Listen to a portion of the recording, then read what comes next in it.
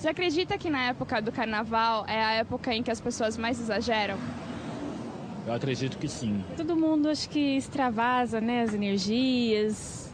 E tá todo mundo nessa tensão, nesse estresse, eu acho que é o momento de extravasar. Na bebida, no sexo, elas acham que elas podem sair com todo mundo, sair com o carro por aí, noite afora, e tudo é alegria, curtição, e esquecem das consequências. Eu acredito que sim.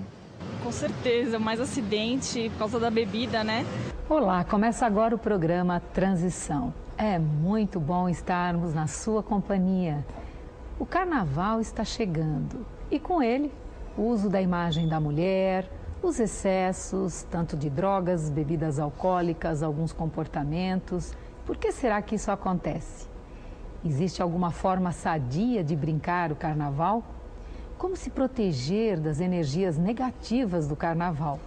Para responder a essas e outras tantas questões, estamos aqui com a presença do orador, educador e médium, Divaldo Franco. Olá, Divaldo. Muito prazer de retornar. É uma renovada alegria. Obrigado. O que você tem a dizer aí sobre o carnaval, as origens do carnaval? Segundo a tradição latina, como abordei num programa anterior, o carnaval é resultado das saturnais, das orgias. A criatura humana tem necessidade de descarregar tensões. E, normalmente, essas tensões eram descarregadas no Circo Máximo em Roma, quando o imperador oferecia pão e os divertimentos. Depois espalharam-se esses divertimentos pelo mundo inteiro, cada qual com suas características. À medida que o cristianismo se propagou e foi abortando aqueles excessos dedicados aos deuses, foram criadas as festas normais, comemorativas, as celebrações, quando surge o Carnaval de Veneza, que era um carnaval muito ingênuo, de máscaras, de encontros e de encantos. Depois vem a Côte d'Azur, que recebe de Veneza aquelas alegrias, sendo num lugar encantador, naquelas cidades, tanto da França, Mônaco. Então o carnaval foi tomando corpo.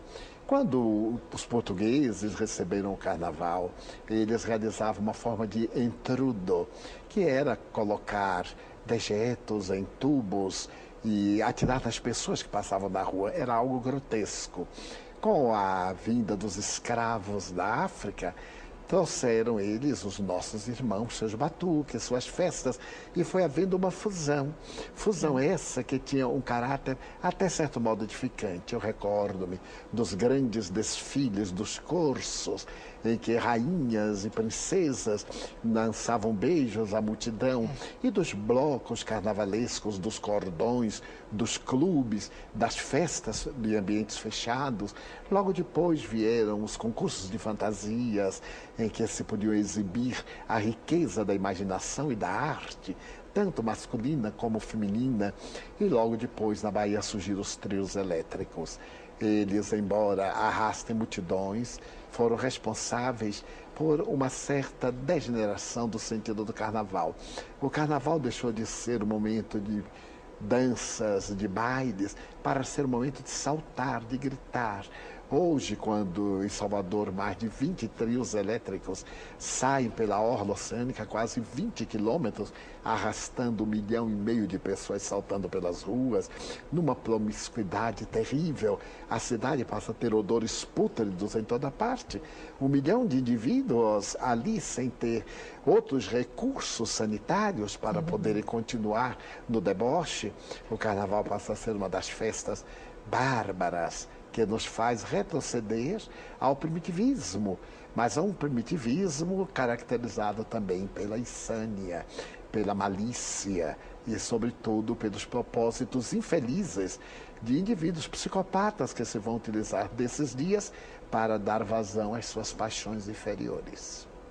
Divaldo, a comemoração no carnaval sempre foi acompanhada de tanto sensualismo, tanto exagero em drogas, em condutas, como é nos dias de hoje? No passado, não. Nos clubes, naturalmente, porque eram várias horas, havia sempre buffet, haviam bebidas, algumas alcoólicas, e até o lança-perfume era ingênuo. Eu usei muito lança-perfume como criança, era muito natural, Mas quando veio o primado das drogas, o indivíduo passou a utilizar-se de cola de sapateiro, que é uma coisa grosseira, do crack e de todas as substâncias alucinógenas para fugir de si mesmo. Então o carnaval não ficou indene a essa penetração perturbadora dos indivíduos atormentados que, não tendo os estímulos para a alegria não comum, utilizam-se dessas substâncias perturbadoras. A sensualidade sempre houve. De alguma forma, disfarçada, uma sensualidade que podia ser percebida, mas não do nu dito artístico, provocante, sensual e erótico, como nos últimos tempos, em que homens e mulheres perderam completamente o conceito de dignidade humana. Não é o nu em si mesmo, dizem que é o nu artístico, mas não pode haver nada mais feio do que realmente um corpo exibido em atitudes vulgares. E que, ao invés de provocar a sensualidade, exceto nos indivíduos atormentados, provoca até um certo asco, porque a ruptura total do pudor leva-nos a um estado de perturbação interior, depois desse largo processo de ética, de cultura, de civilização. Já não necessitamos de tanta vilania, principalmente naquilo que provoca o sexo, que tem os seus estímulos na empatia, na troca de hormônios, no diálogo, e não nesse assalto pelo prazer imediato, fugaz e destituído de significado. Divaldo, no livro do Manuel Filomeno de Miranda, o livro Nas Fronteiras da Loucura, ele conta a respeito do carnaval e como fica a psicosfera nesses dias de carnaval. Ele fala de uma grande cidade, mas eu vou aí colocar nas grandes cidades. Como fica a psicosfera, Divaldo? Fica terrível, porque não apenas as mentes encarnadas querem aproveitar-se, como as desencarnadas também. As desencarnadas, no estágio de primarismo, utilizam-se desses vibriões mentais, dos pensamentos torpes, das construções equívocas e passam a alimentar-se dessas emanações psíquicas das criaturas humanas. Logo depois, à medida que o indivíduo vai perdendo o tino do equilíbrio, entra em faixas de grande perturbação.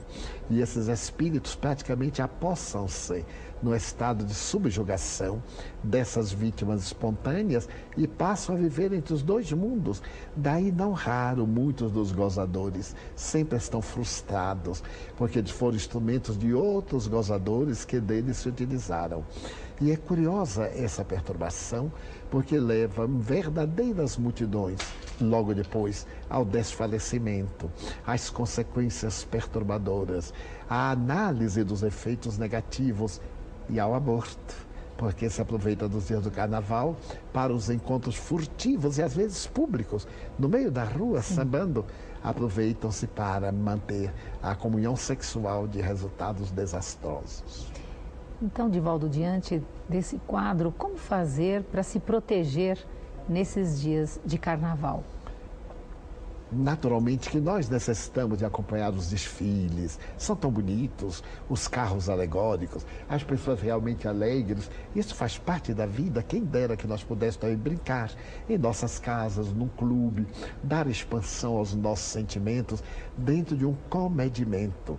Muitos indivíduos recalcam-se durante o ano inteiro para, no carnaval, assumirem a sua realidade. Então, eu costumo dizer, estão mascarados 300 e tantos dias, 360 dias, e naqueles 5 outros dias eles aí põem para fora o que são. Nós poderemos precatar-nos pela oração, pela vida social, aproveitando para a recreação, para estudo, para a convivência familiar, para procurar construir dentro de si aquilo que é o mundo de paz, na meditação, já que a vida é tão acidentada. Nesses dias de carnaval, que muitos podem dispor como sendo dias feriados, seria ideal que nós construíssemos uma barreira vibratória do bem para poder impedir que essa infestação mental continuasse por sucessivos dias na psicosfera terrestre.